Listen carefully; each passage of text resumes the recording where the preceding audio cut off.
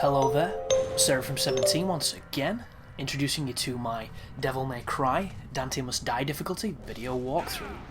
This is mission 19 and this is Enter the Corrupted World. So for normal players, this will be the first introduction to the nobody enemy, because there's a nice little cutscene introducing them and all that good jazz. But for I think anybody who plays on a higher difficulty than that, they'll have already seen them earlier than this, because they do show up.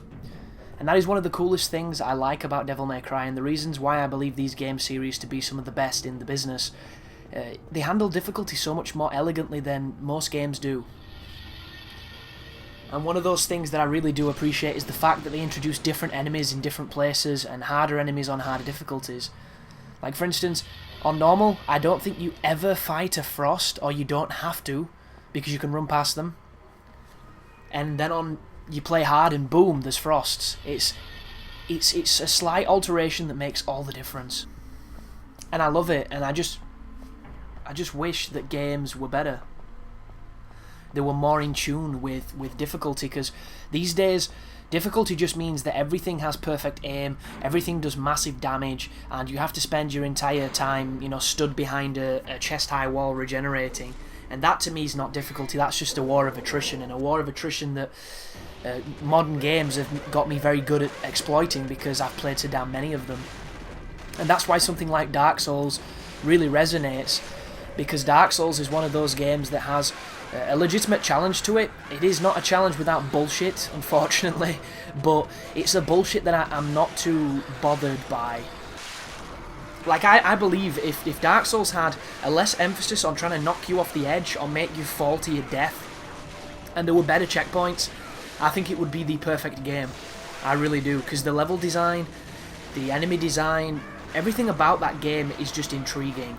And I've actually just beaten Demon Souls, and I don't think Demon Souls is half the game that Dark Souls is. And I do appreciate that I played them in the wrong order, and Demon Souls exists and is the reason why Dark Souls exists. But to me, Dark Souls is just a much more refined, much more, just well-realised concept. Like, some of the stuff that's in Demon Souls is just there to fucking frustrate you. It really is. It's like if there was a troll face on any game, it would be Demon Souls, because there's so much in it that it makes you wonder why did they decide to pick that.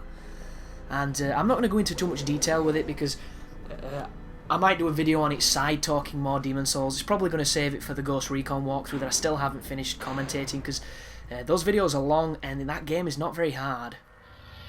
But like, when you die on that game in human form and you turn into soul form, you only have access to half of your life. You can equip a ring.